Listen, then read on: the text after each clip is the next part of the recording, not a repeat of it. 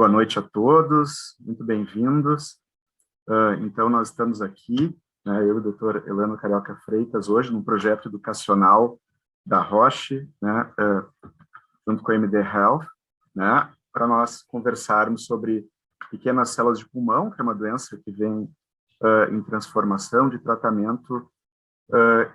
Então, inicialmente, eu gostaria de apresentar o doutor Elano Carioca Freitas, né, que é um querido amigo, e um oncologista clínico que todo mundo conhece, muito conhecido do AC Camargo Cancer Center. Eu sou Jairo Levgói, sou coordenador do Centro Integrado de Oncologia do Hospital Mãe de Deus.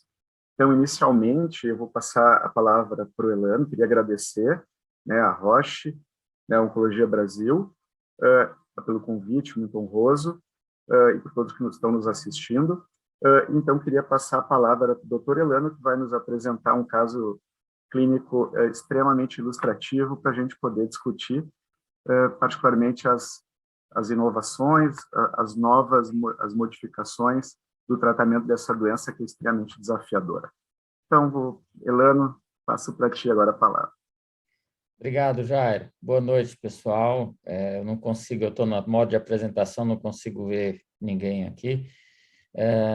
Então, tem um chat aí, vocês podem postar comentários e perguntas, e eu acho que isso vai ser tão mais interessante quanto mais interativo a gente conseguir fazer, né? Então, eu vou começar aqui. Na verdade, a gente vai apresentar um caso clínico e discutir as coisas em cima do caso clínico. Mas é bom dar uma olhada aqui nesses dados, né? Assim, câncer de pequenas células, embora a gente tenha uma incidência que vem reduzindo, a gente ainda tem, em termos mundiais, né, cerca de 250 mil casos novos por ano e 200 mil mortes por ano. É uma doença de alta letalidade também, né? Hoje, e esses dados corroboram com dados brasileiros, né, se a gente tem em torno de 13% dos tumores de pulmão são carcinoma de pequenas células, né? E chama atenção que as mulheres aumentaram a incidência, enquanto a incidência geral caiu, né? Então, a maioria dessa doença, dos casos, é diagnosticada na fase metastática, certo? A gente utilizava no passado, ainda se fala, mas talvez os mais jovens não tenham familiaridade com a classificação dos veteranos, em que se falava doença limitada e doença extensa. Doença limitada tem inúmeras definições, mas em termos simples seria aquela doença que caberia num campo de radioterapia, porque de longa data se sabia que o tratamento com quimioterapia e radioterapia combinadas funcionava melhor do que esses tratamentos de maneira isolada, né? Mas a grande maioria dos pacientes, 70% deles, já é diagnosticado com metástase, certo? Então, alguns dados são interessantes aqui, porque, assim, todo mundo sabe que pequenas células respondem bem à quimioterapia, mas que a sobrevida é muito baixa, né? A gente tem uma sobrevida mediana, antes da era da imunoterapia, aí, assim, inferior a 1 ano, né? E a gente tem 2 dados aqui que eu gosto de olhar, é o seguinte: o que acontece no longo prazo para esses pacientes, certo? Uma coisa é, essa série francesa, de 52 instituições, apesar de não ter um número tão grande assim, né? Eles olharam aqueles pacientes que sobreviveram no longo prazo. Então, eles chamaram de longo prazo 30 meses aqui. 4,5% dos pacientes estavam vivos em 30 meses, e desses pacientes, né, o risco de recidivar foi menor do que 10%, e a sobrevida em 5 anos foi 68%. O que esses dados querem dizer? A questão é o seguinte: isso é um filtro muito intenso, né? A maioria dos pacientes progride nos primeiros 6 meses de tratamento. Antes da era da imunoterapia, a gente tinha em torno de 15% a 20% de PFS em 6 meses. Isso significa que aqueles 70%, 75% que respondem, deixam de responder ainda nos primeiros meses pós a quimioterapia, certo? Mas aqueles que ficam vivos, eles vão passando por um funil, e a questão é o seguinte: essa sobrevida em 2 anos ou em 2 anos e meio, como esse caso aqui, os pacientes que chegaram aí, a gente tem uma certa confiança em dizer que eles muito provavelmente vão estar vivos no longuíssimo prazo também, tá certo? Aqui à direita a gente tem uma casuística maior, dados compilados de 1.700 casos na Dinamarca, mostrando uma sobrevida em 5 anos para doença limitada 3,5%, doença extensa 2,3%. Ou seja, temos muito chão para melhorar nessa doença ainda, né? Então, vamos para o caso, tá bom? A gente tem, o caso é de um paciente do sexo masculino, 58 anos, tabagista, 90 anos maço, ele, na época do diagnóstico ainda fumava. Esse paciente tinha uma história curiosa, porque em 2016 ele teve uma paracoccidioide micose crônica, que foi diagnosticada em outro hospital, com manifestação pulmonar, linfonodal e adrenal. Ele até hoje tem assim, nódulos adrenais sequelares, e fez uma insuficiência renal, uma insuficiência adrenal, e ele é manejado hoje, toma 15 miligramas de prednisona de maneira contínua, né, por conta da insuficiência adrenal. Ele, por conta desse quadro, e por conta de ser fumante também, tudo, ele ficou em acompanhamento regular com imagens, e em fevereiro de 2019 ele apresentou aumento de linfonodos. Eu não tive acesso a imagens mais antigas para saber se era no mesmo sítio que ele já tinha tido aumento linfonodal no mediastino, mas, de uma forma ou de outra, quando ele chegou para a gente, ele já estava, em fevereiro, com aumento linfonodal, e continuaram o acompanhamento, e em junho esses linfonodos cresceram. Então, aqui a gente tem as primeiras imagens do caso. Então, o paciente tinha linfonodo paratraqueal direito em fevereiro de 2019, e isso, em junho, cresceu para uma massa paratraqueal aí, né? Então, esse paciente foi para uma biópsia do linfonodo, e o AP foi de uma metástase de um carcinoma de pequenas células no linfonodo paratraqueal. A imunistoquímica foi positiva para TTF1, um marcador bastante comum em câncer de pulmão. A sinaptofisina, cromogranina e CD56 são marcadores de origem neuroendócrina, e KI67, 95%, que é o que a gente costuma ver, um KI67 acima de 90% nesses casos de tumores de carcinomas neuroendócrinos de alto grau do pulmão, né? Então, a gente vem nossa primeira pergunta para a gente interagir, né? Diante desse diagnóstico, quais exames radiológicos você solicita na sua rotina para um paciente com histologia pequenas células, né? E o objetivo aqui é que vocês marquem a mais representativa da sua prática. A gente sabe que existem muitos Brasis, né? Existe o Brasil de um centro de referência, existe o Brasil de uma clínica, existe o Brasil de um convênio verticalizado, que traz algumas condutas mais padronizadas.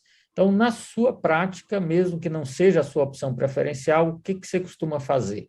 Tomografia de tórax, abdômen total, crânio e cintilografia óssea, ou as mesmas tomografias com ressonância de crânio e cintilografia óssea, ou PET com ressonância de crânio, ou PET e tomografia de crânio? O chat deve aparecer a pergunta para vocês responderem aí. Queria pedir para o pessoal da organização só me avisar quando eu posso passar adiante, tá bom?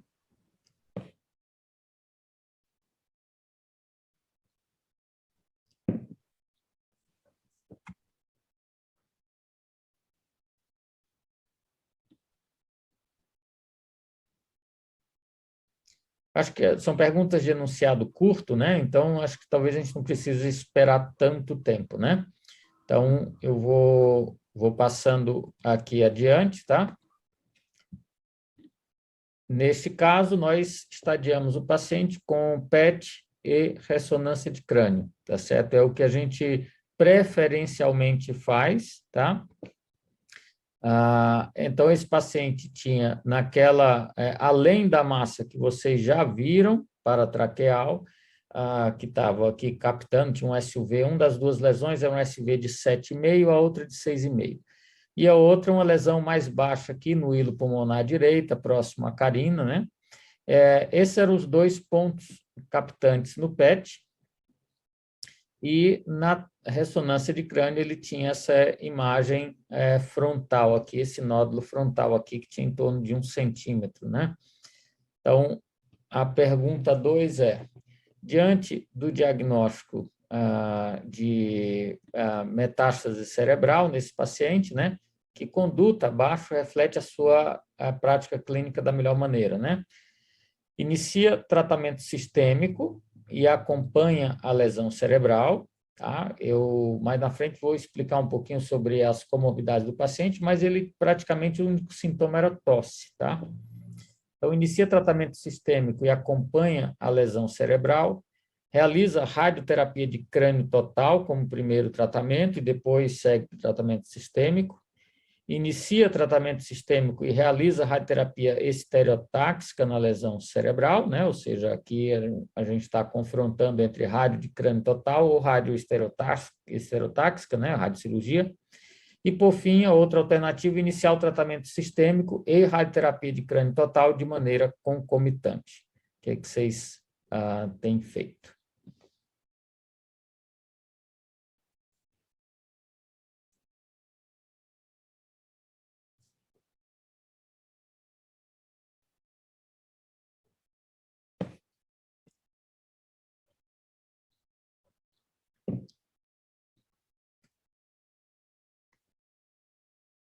Acho que podemos passar para a próxima, você acha já?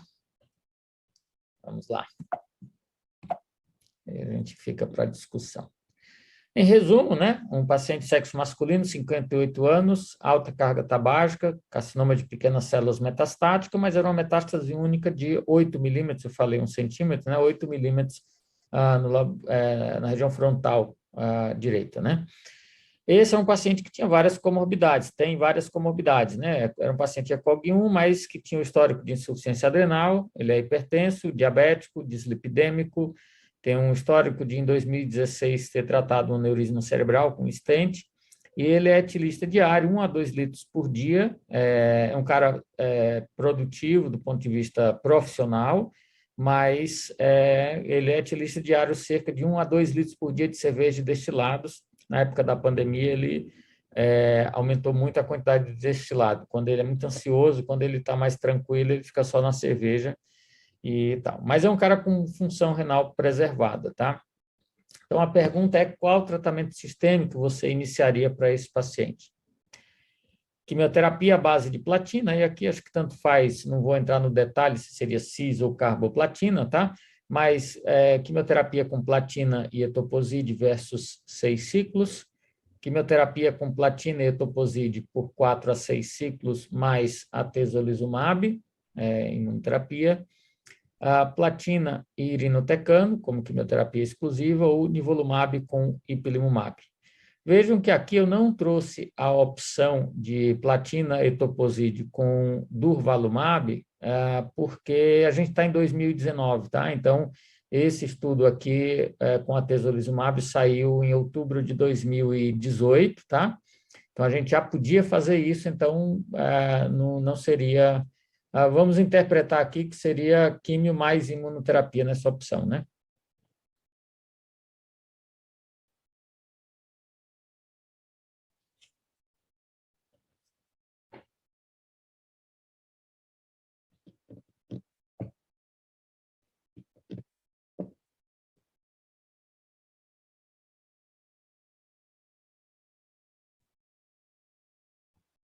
Então, vamos para diante.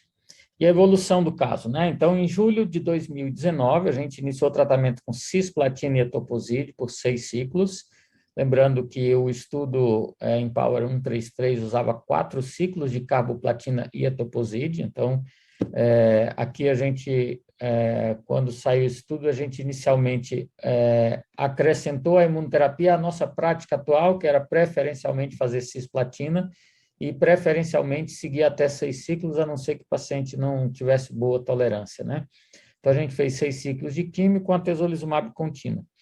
A gente, em paralelo, encaminhou o paciente para a radioterapia e ele programou a radioterapia estereotáxica, também chamada de radiocirurgia, uma fração única aqui, de 21 Gray na lesão frontal, e isso foi feito entre os ciclos 2 e 3 de químio, certo? E químio imuno.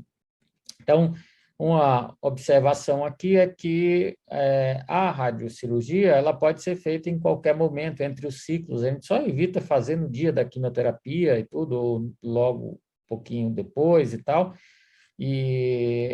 Mas ela pode ser feita entre os ciclos. Se a gente for fazer radioterapia de crânio total, então normalmente dura entre 5 e 10 dias, então isso acaba trazendo a gente tem que se preocupar em relação à toxicidade conjunta quando é feita a quimioterapia, né? Em setembro de 2019, a primeira avaliação de resposta, ele teve uma resposta parcial nessa tomografia, com estabilidade do nódulo cerebral após a irradiação. Essas imagens eu não tenho, mas eu vou mostrar outras imagens posteriores para vocês. Em novembro de 2019, ele iniciou a manutenção com atezolizumab, sem a quimioterapia, né, depois dos 6 ciclos de químio, a partir do C7 ficou com atezolizumab. Então, isso é o que ele teve de resposta, né? Então, em junho de 2019, aquela massa paratraqueal, e ela teve uma redução muito importante, controvérsia aqui, a gente chamou isso de resposta parcial, porque mesmo hoje ele nesse momento, tendo linfonodo de tamanho normal, a gente não, eu prefiro ser mais conservador e chamar com uma excelente resposta parcial aí, com superior a 90% de redução, do que tentar taxar uma resposta completa, né? Então, na lesão do hilo direito, a gente via um linfonodo residual aqui, mas também com excelente resposta aí, né? E a lesão cerebral ficou estável, tá? Então, uma resposta parcial. Porque eu coloquei aqui sustentada, porque eu estou mostrando para vocês as imagens da segunda avaliação, da terceira avaliação de resposta, que foi em fevereiro de 2020, a partir do qual eu já tenho as imagens disponíveis, né? Então, a pergunta é o seguinte, nós temos um paciente que tinha doença metastática, mas um sítio único cerebral, a gente optou por fazer o tratamento sistêmico com quimio-imuno. Esse é um estudo que recrutou pacientes só com doença extensa, não recrutou pacientes com doença limitada, mas alguém também pode pensar o seguinte, pô, com uma lesão tão pequena só fora dali, será que a gente não favoreceria fazer químio concomitante a rádio, ou fazer rádio logo na sequência, para buscar um melhor benefício para esse paciente? Então, a pergunta é, você faria radioterapia no mediastino para esse paciente agora, se não durante ou em algum momento depois, logo após o término do tratamento? Sim ou não?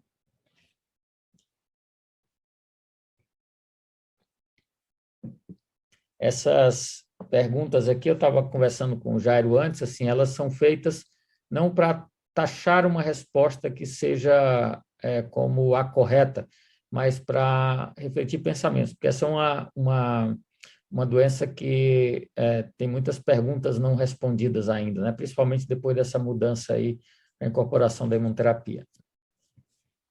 Bom, a resposta é curtinha, então vamos para a próxima, né? Já ainda no quesito de radioterapia, você faria radioterapia, entre aspas, profilática de crânio total nesse paciente?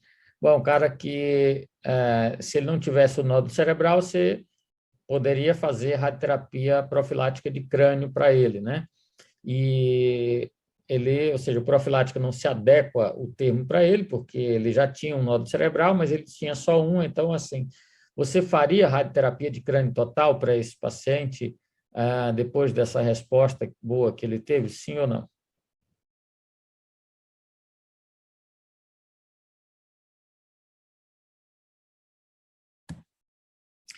Bom, vamos lá. Então, em janeiro de 2021, esse paciente estava com lesão cerebral, ela evoluiu um pouquinho e ficou assim, né? Então, com aquela lesão irradiada controlada, mas apareceu uma área que eles, na imagem, chamaram foco de realce pós-contraste no cerebelo de 6 milímetros, pelas dimensões, até difícil de chamar de um nódulo, né?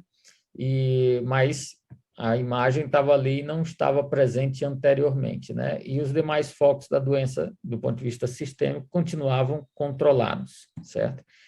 Então, aí vamos para a próxima pergunta aqui, né? Se temos um paciente que está com doença sistêmica controlada e apareceu um nódulo novo, ou um realce suspeito novo no cerebelo, certo? O que você faria? Observaria e só trataria a lesão se ela crescesse ou se surgissem outras lesões?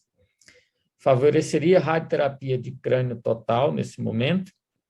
Favoreceria radiocirurgia nessa lesão? Ou favoreceria neurocirurgia com a ressecção dessa região?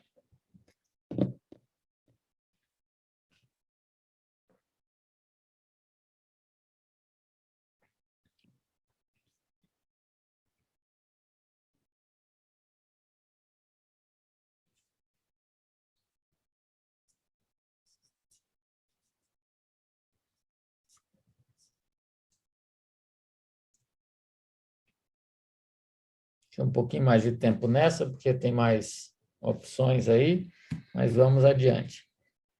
Bom, e a respeito do tratamento sistêmico, o que você faria? Vamos imaginar o seguinte, vamos ver, o paciente teve uma progressão, certo? Então, a pergunta é, a progressão foi, ou a gente considerou uma progressão, uma imagem nova no cérebro, né? Então, você suspenderia a imunoterapia devido à progressão tumoral? Você manteria a imunoterapia e faria tratamento focal dessa lesão, tratamento local, né, com radioterapia, por exemplo, nessa lesão cerebelar. Você manteria a imunoterapia, mas voltaria a quimioterapia para ele, seja para como se fosse um re-challenge, vamos começar tudo de novo, que agora ele progrediu. Ou você manteria a imunoterapia e faria uma espécie de combinação da letra B com a letra C, né? Mantém o que já está tomando a imuno, volta a químio e faz o tratamento focal, o tratamento local da lesão cerebelar. Então, aqui eu trouxe opções progressivamente mais completas aqui, mais agressivas, né? Então, vejam, para a gente entender qual é a linha de pensamento de vocês. Essa eu vou deixar um pouquinho mais de tempo, porque tem mais coisas, né? Então, vai repetindo aí os itens, né? Agregando outras coisas.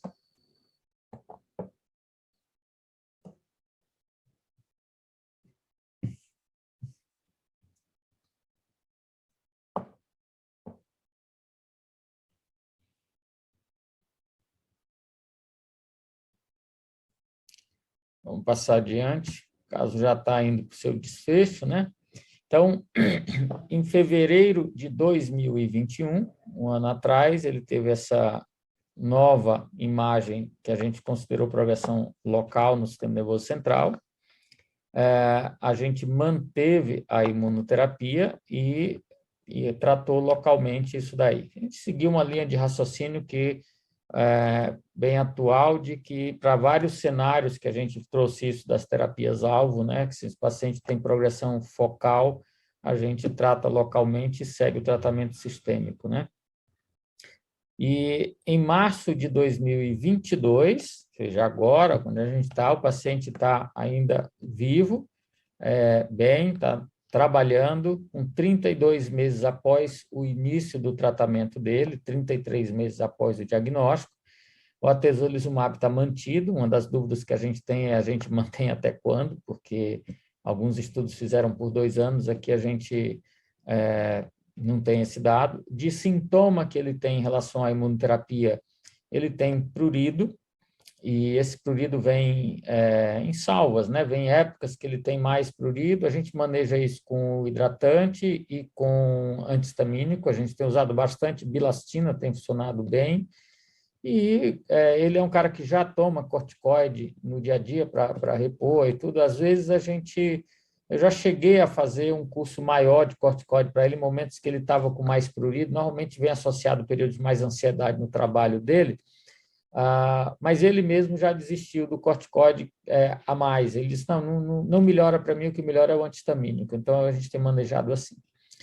Ele não tem sinais de progressão tumoral, suas últimas imagens são de janeiro deste ano, ele vai fazer novas imagens agora em abril, né?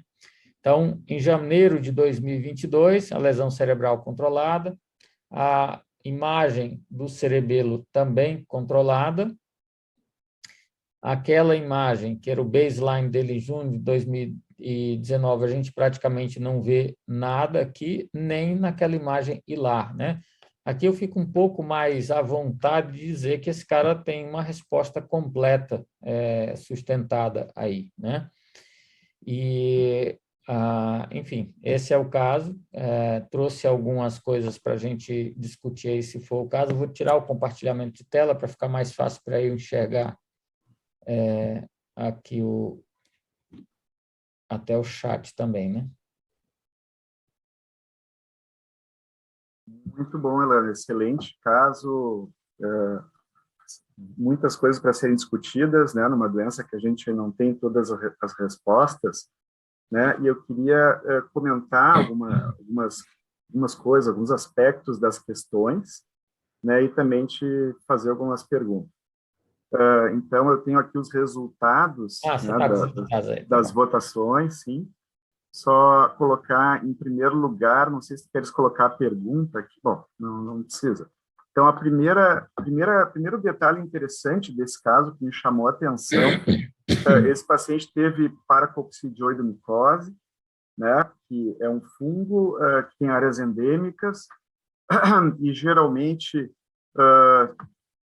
acontece muito aqui no sul do Brasil, né, porque tem relação com infestação de solos, né, de solo e materiais de construção, né, então agricultores, pessoas que trabalham com material de construção, mas antigamente, ou moradores de prédios muito antigos tinham um aumento do risco desse fungo, que para nós aqui é um velho conhecido, tem muita área agrícola no Rio Grande do Sul, de muita tradição, e isso me chamou a atenção. Esse paciente era um tabagista, mas um ponto que eu queria colocar é que, recentemente, até eu li um artigo no ESMO Open, uma revisão dos pacientes que são não tabagistas com pequenas células de pulmão, que nós sempre chamamos de atenção, que é uma raridade, é certamente a neoplasia mais associada com o tabagismo.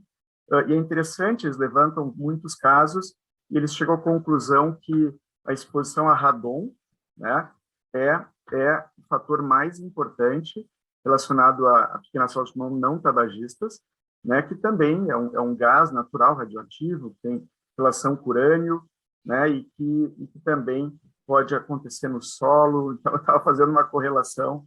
Então, se me dissesse que esse paciente não era tabagista, é uma coisa que é interessante de saber também, né?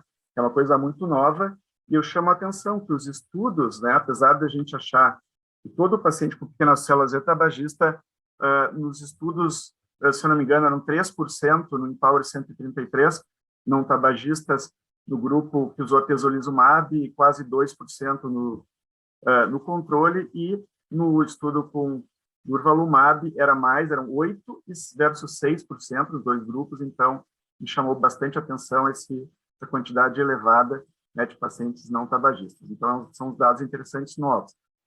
Em relação ao estadiamento, na verdade, ali, se fosse uma questão de prova, a gente teria duas respostas certas, né?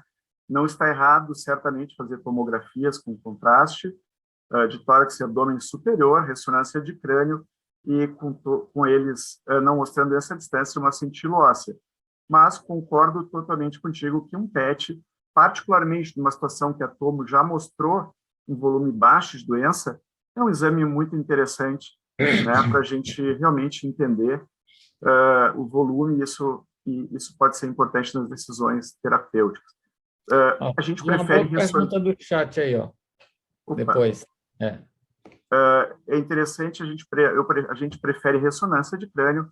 Obviamente, é uma doença que, em 20% dos casos, os pacientes já têm metástase cerebral na apresentação inicial, ou vão desenvolver no decorrer da evolução natural da doença até 50%, 80%.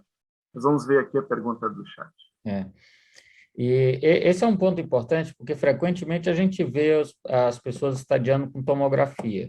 Eu entendo que, se a gente está no Sistema Único de Saúde, temos essa limitação, ok, mas se a gente está dentro da medicina privada, vale a pena insistir em fazer uma ressonância, porque o impacto, antigamente a gente fazia uma imagem no diagnóstico e só ia fazer imagem de novo se o paciente ficasse sintomático, né?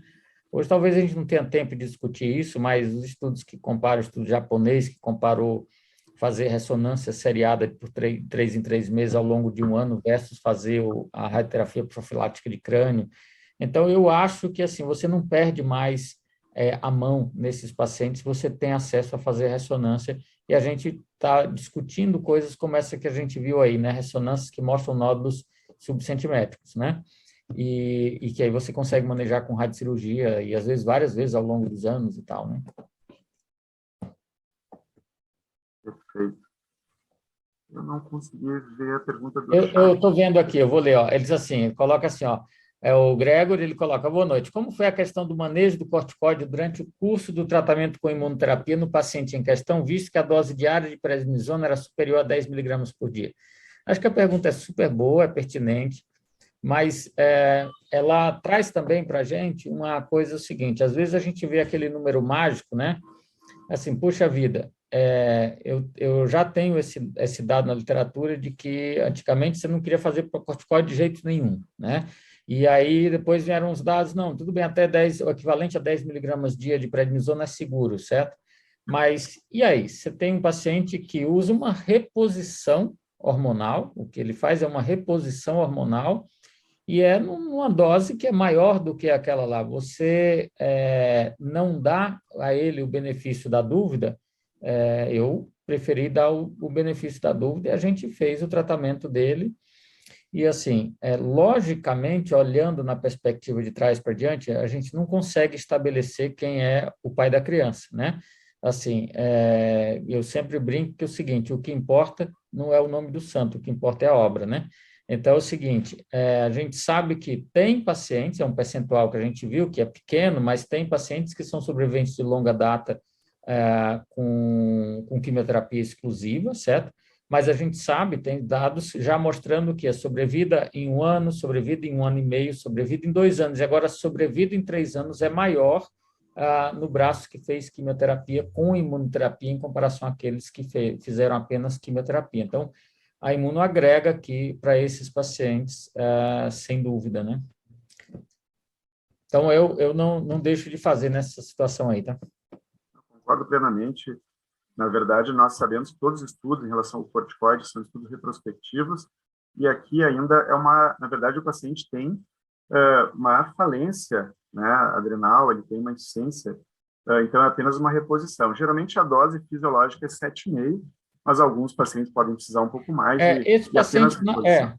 ele, na verdade, já fez dose mais baixa, mas ao longo do tempo ele ajustou essas doses, e ele é um engenheiro todo metódico, tem tudo mapeado, então ele mesmo mexe um pouco na dose e comunica o endócrino, entendeu?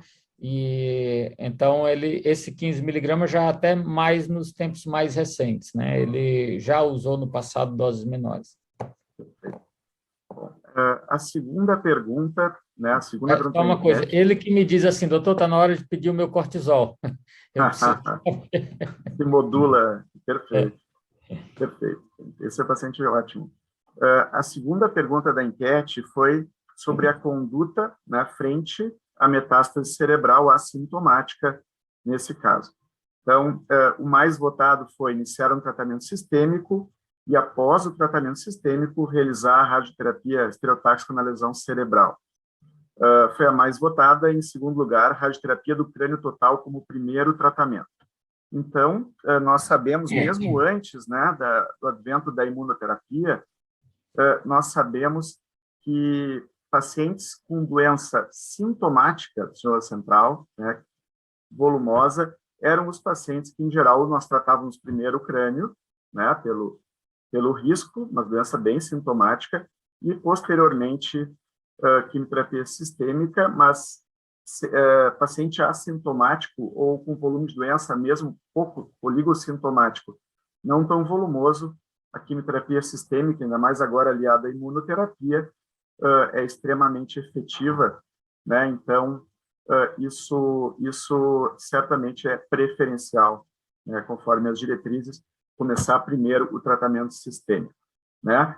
A taxa também de pseudoprogressão, que é uma coisa que pode ser ruim no paciente sintomático, com a imunoterapia, por exemplo. O cérebro é um lugar que a pseudoprogressão poderia trazer sintomas, né? Se o paciente tem um volume importante de doença, é bem baixa também em pequenas células, né? Então, eu também concordo com a opção escolhida pela maioria de iniciar um tratamento sistêmico e tratar as metástases cerebrais de alguma forma posteriormente.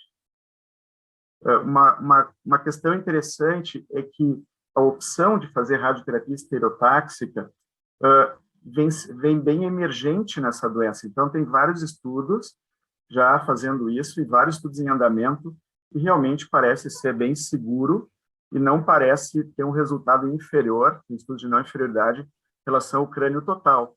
E, particularmente, nos pacientes com mais de 70 anos, frequentemente causava problemas cognitivos, né? Então, e outros, né? E nós vimos também estudos com crânio total poupador de hipocampo, teve um estudo randomizado que não mostrou diferença em pequenas células. Então, eu acho que a conduta de fazer um tratamento sistêmico tem uma ótima resposta, seguida de radioestereotáxica, que foge um pouquinho do padrão, é uma conduta extremamente adequada nesse caso. Perfeito, casa muito com esse caso. Alguma outra pergunta? Então, vamos aqui para a terceira pergunta. Então, o paciente, qual protocolo entre os escolhidos que a gente daria a preferência aqui? A quimio habitual com platina e etoposide por 6 ciclos, platina e etoposide e ateso contínuo, aqui bota a opção de 4 a 6 ciclos, platina irinotecano ou nivo-I. Bom, então, começando ali, a quimio, realmente nós temos já 2 estudos randomizados de fase 3, né, demonstrando melhora de todos os desfechos estudados, particularmente, eram por desfechos, aumento de sobrevida global. Então, exceto em situações de contraindicação, né, eu queria até dar um exemplo daqui a pouco sobre isso, nós usarmos imunoterapia concomitante à quimioterapia, baseada em platina e etoposide, seria o ideal. Platina e irinotecano, né, nós não temos estudos ainda associados à imunoterapia, e esse é o esquema preferencial no Japão, né? No Japão houve um estudo de fase 3, lá atrás, antes pré-imunoterapia, que mostrou benefícios sobre o esquema de platina e etoposide, e 2 estudos de fase 3 na população ocidental não confirmaram isso, então continuou platina e etoposide. A gente prefere, de forma geral, carboplatina, porque a eficácia é a mesma das platina, com menor toxicidade, né? Então, no estudo em Power 133, foi só permitido o uso da carboplatina, que é a grande maioria dos casos.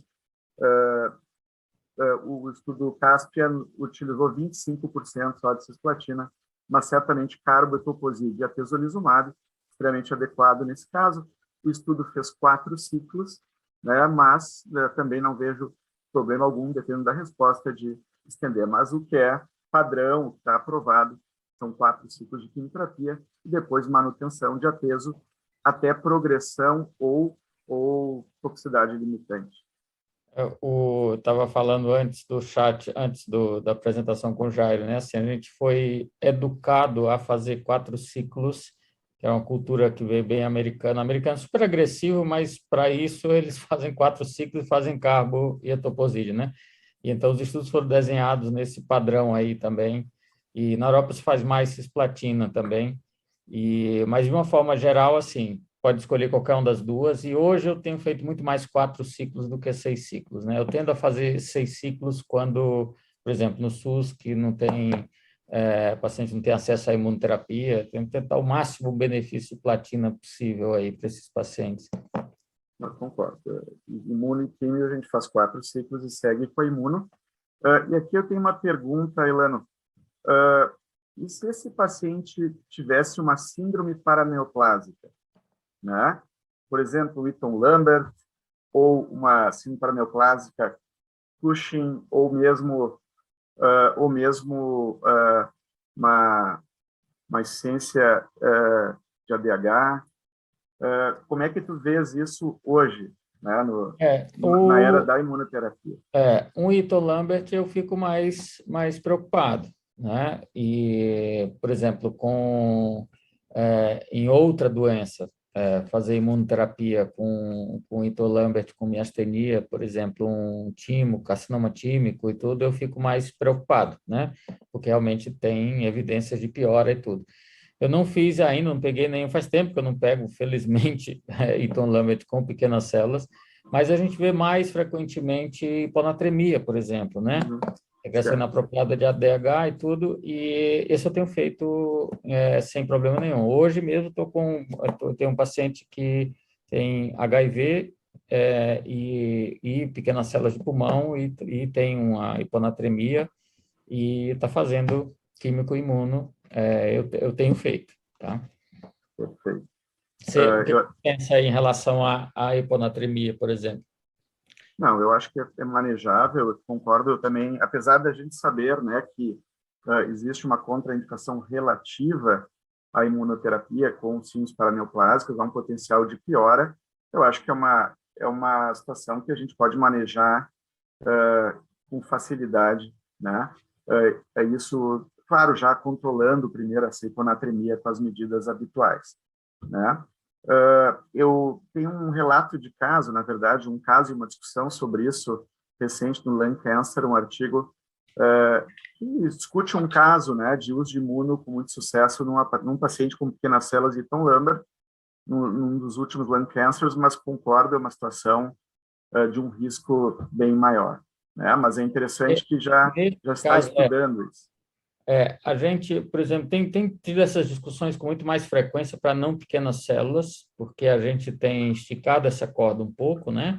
Sim, alguns pacientes que têm doenças autoimunes que estão controladas e tudo, por exemplo, já fiz várias vezes para pacientes com artrite reumatoide, controlada, que já está sem crise há algum tempo e tudo, já fiz com uma paciente com lúpus discoide, que é manifestação cutânea.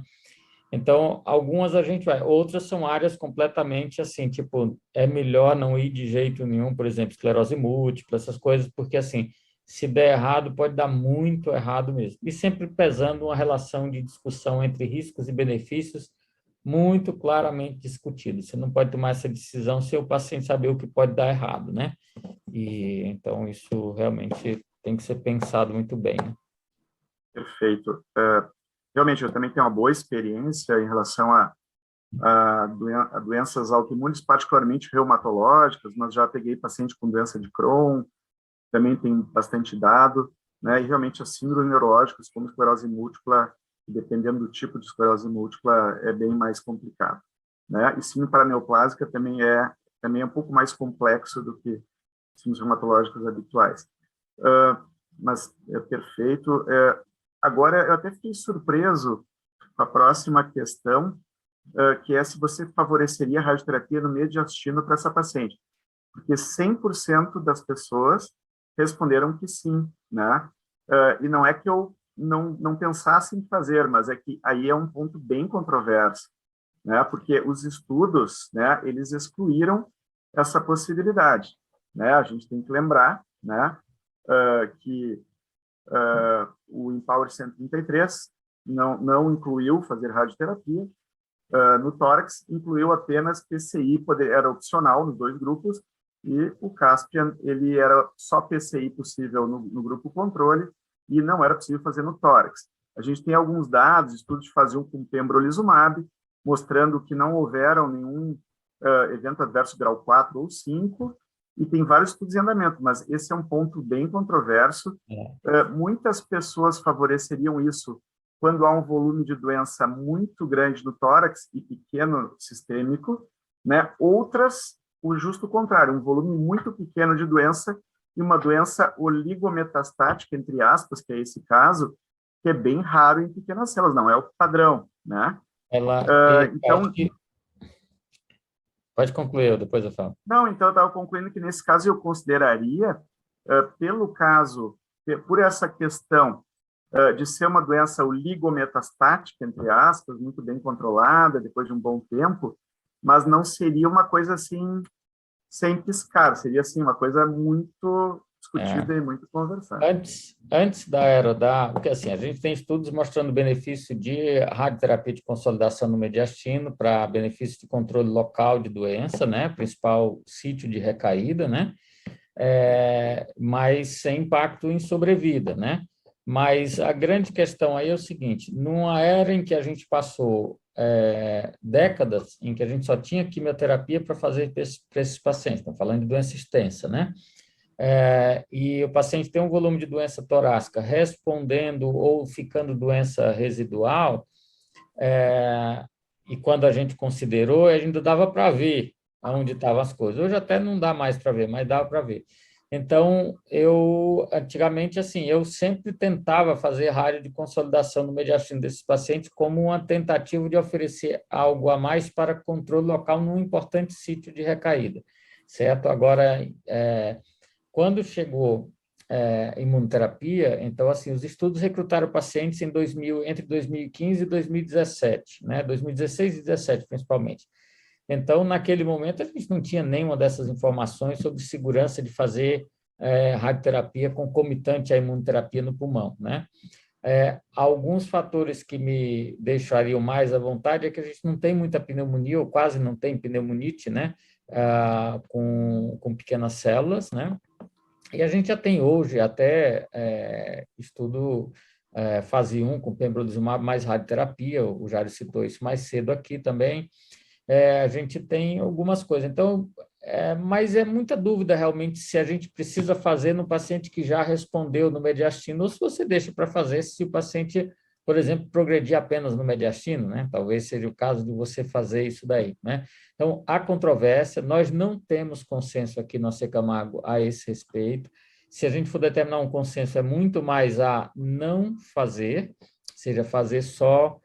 pode até fazer concomitante, mas se for assim, cresceu o linfonodo, diminuiu e depois ele cresceu, entendeu? Ou talvez assim, ele está numa situação muito próximo da artéria, com risco de comprimir a artéria pulmonar, ou com risco de causar obstrução se crescer rápido, talvez a gente considerasse, mas situações muito específicas, né? Então a gente não tem feito a radioterapia aí, né? Perfeito. A próxima pergunta, 5, você faria radioterapia profilática de crânio total neste paciente? É uma outra pergunta muito interessante.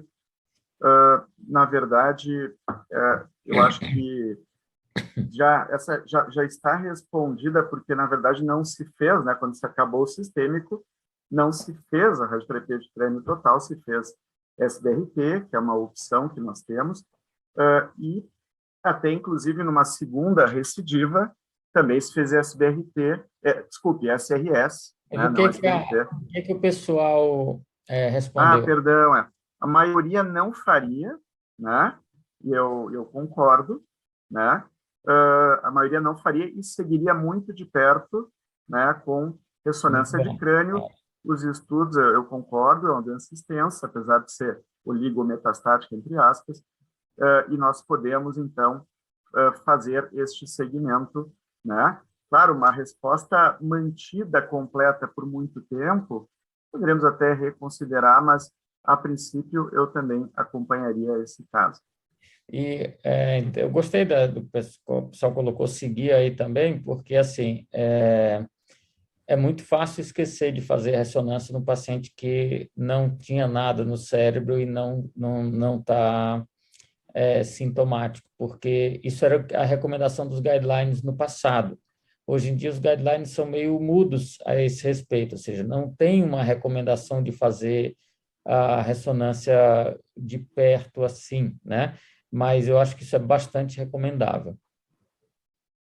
Perfeito. E ainda sobre o crânio, qual sobre a abordagem da nova lesão cerebral, o que você faria? Bom, a gente seguia um caminho e eu continuaria seguindo esse caminho. Eu não esperaria, né, não repetiria um exame em breve, porque nós estamos falando de pequenas células de pulmão, uma situação de rápida replicação, KM7 95%, que é o habitual, então não é uma situação que a gente espera e faz um controle.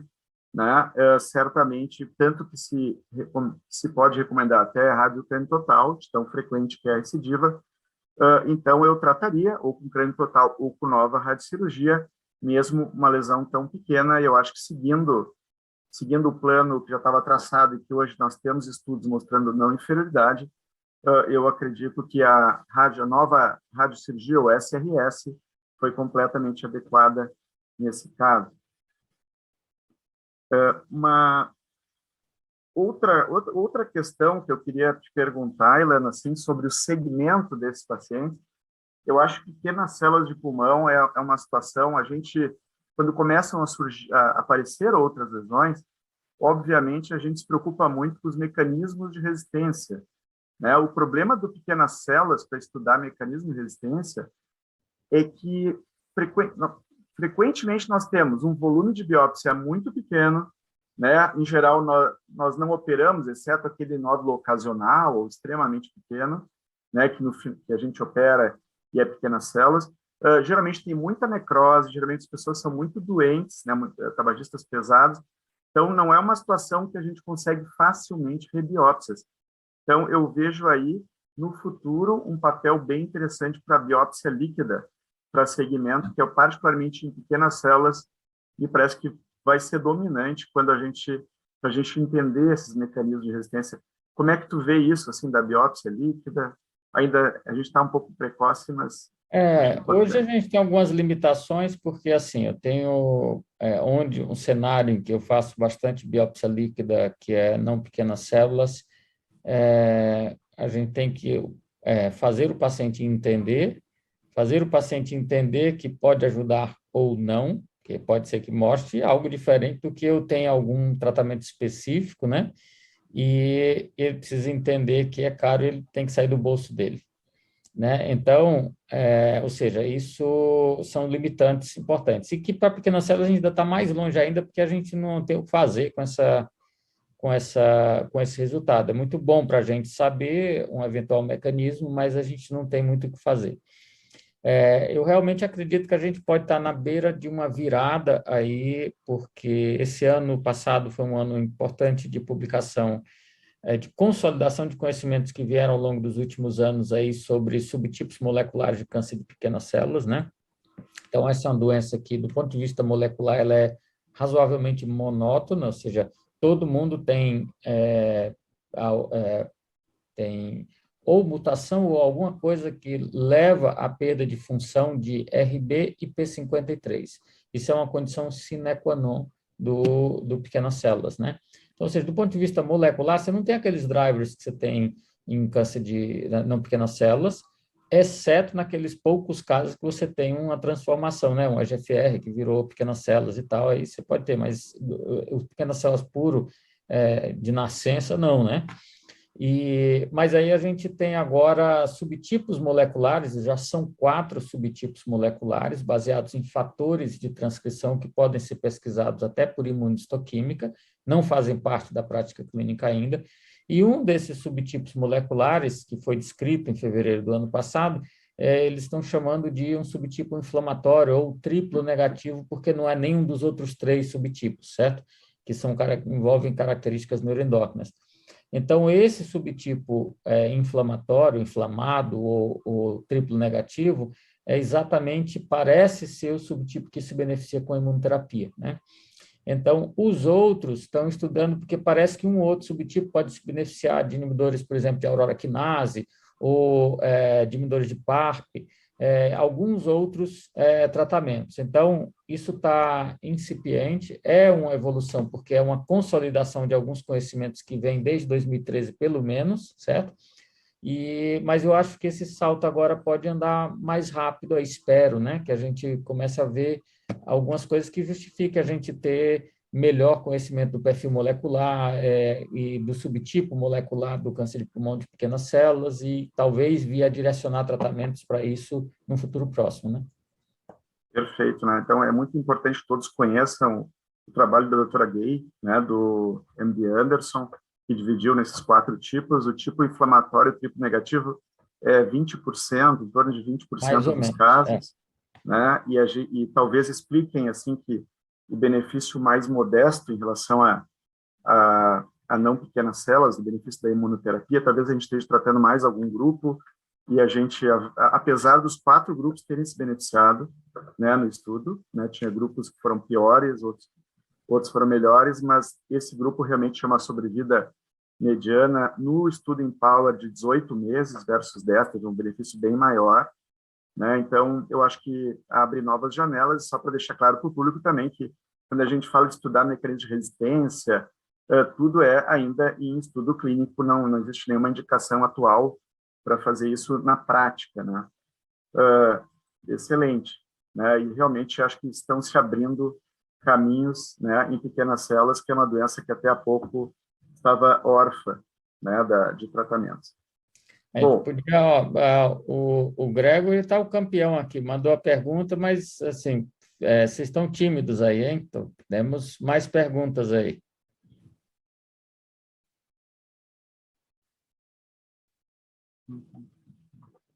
Acho que você ficou mudo, hein?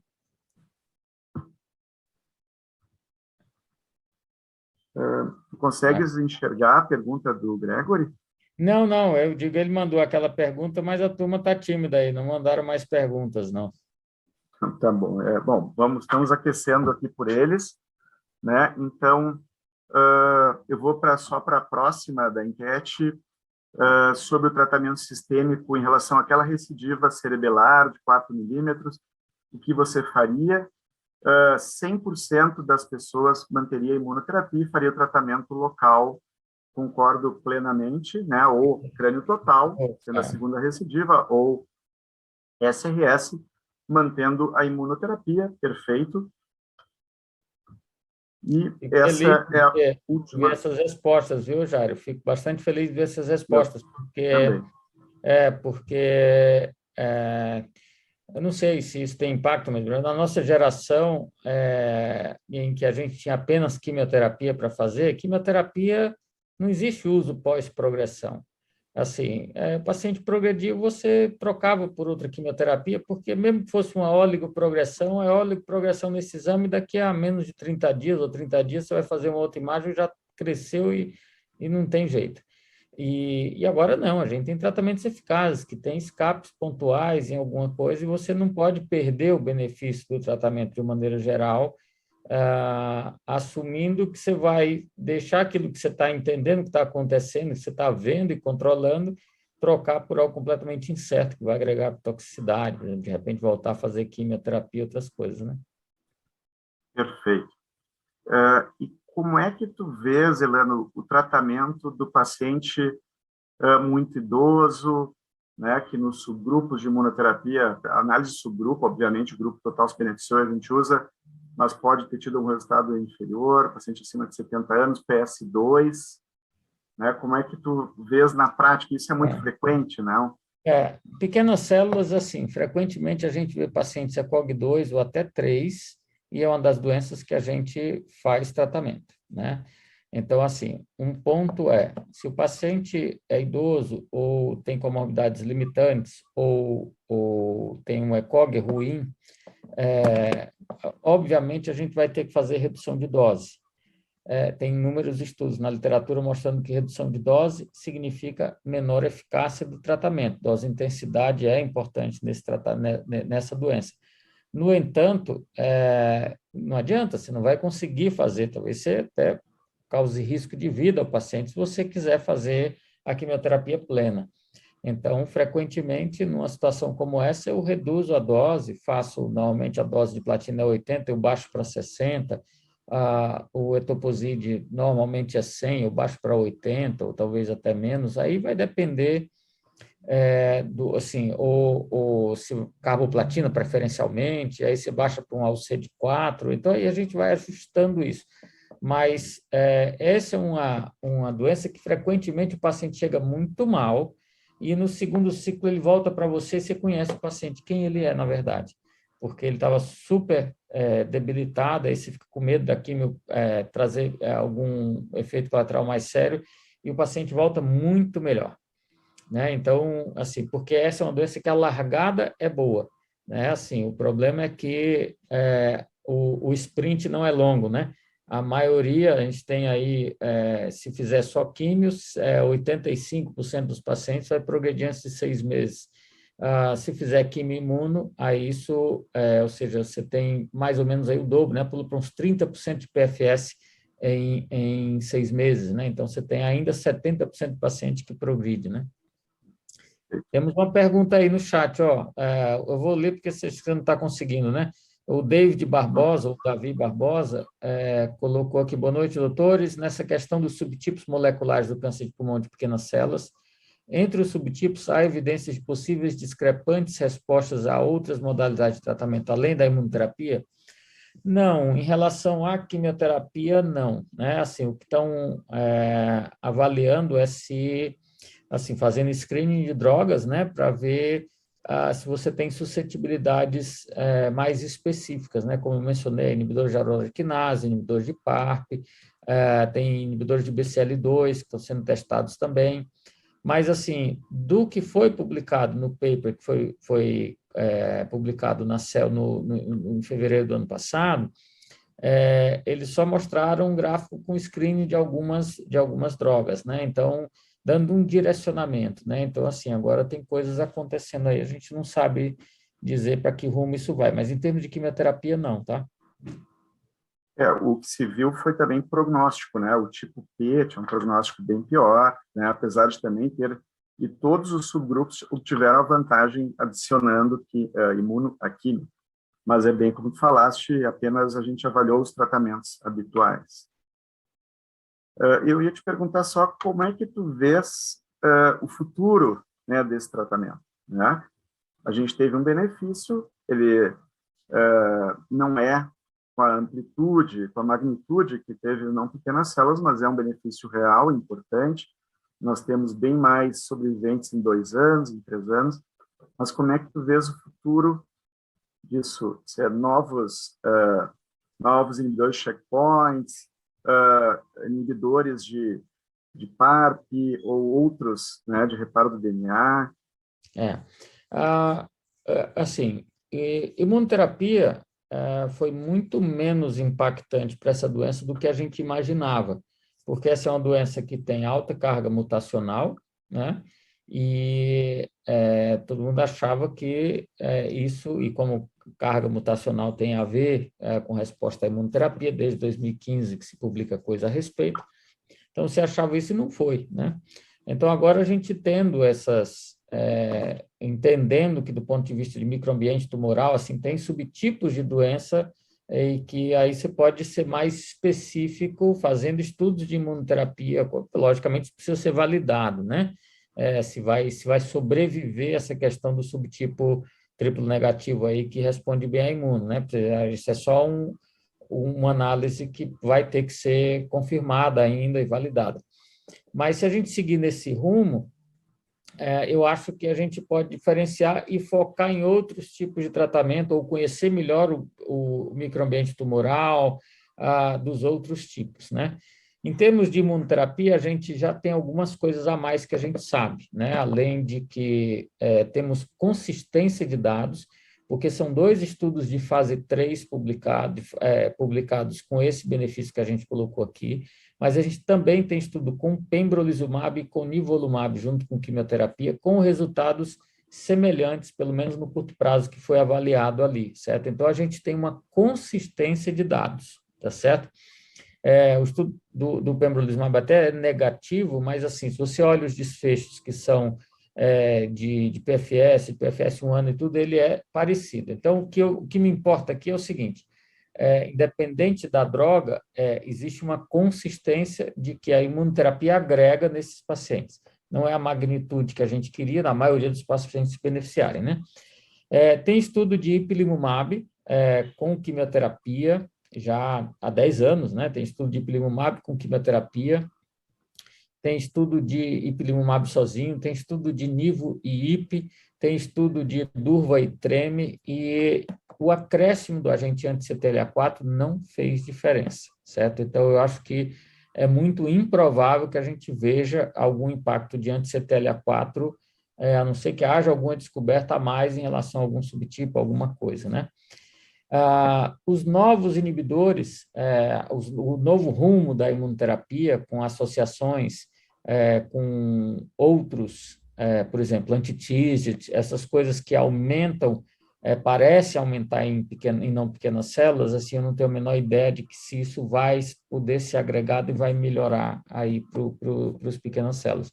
Acho que a gente tem que evoluir rápido nessa questão de entender os subtipos moleculares e o microambiente dessa doença, porque a resposta vai estar aí, para não ficar dando tiro às cegas do tipo, apareceu um anti-LAG3, a gente vai testar o anti-LAG3, na tentativa e erro e ter um monte de estudo negativo, né? Perfeito. Lembrando-se que tem o Cityscape 02, né, que está... O Skyscraper, perdão, esse é o 02, que está avaliando o anti-TIGIT, tiragolumab com atezolizumab. A gente sabe que o TIGIT é expresso nas células tumorais em 80% em pequenas células, é um racional interessante. Tem muitos outros estudos com dores de PARP, veliparib, com químio, com temozolomida, tem carticel, então tem muitas coisas acontecendo, tem muita coisa, muito entendimento molecular. Os anti-PARP, para a população em geral, assim, eu acho que a gente vai queimar a droga, né? Porque a gente já teve alguns reveses aí nesse programa de anti-PARP com o imuno, porque eu acho que, assim, testar as cegas sem um racional pré-clínico para o subtipo vai fazer com que a gente desista das coisas. Primeiro que vai ter um consumo de tempo, vida dos pacientes, recurso financeiro de pesquisa, tudo isso, e para chegar mais rápido quem testou primeiro, né? E então eu realmente acho que a gente deve evoluir nessas coisas, mas a partir dos racionais pré-clínicos, né? Tomara que o TIGIT seja interessante como parece aí a partir dos dados para não pequenas células em fase 1, né? Como o gefitinib lá atrás, né, Helena, se tratavam populações não selecionadas e nós tivemos resultados muito ruins. Alguma outra pergunta da plateia?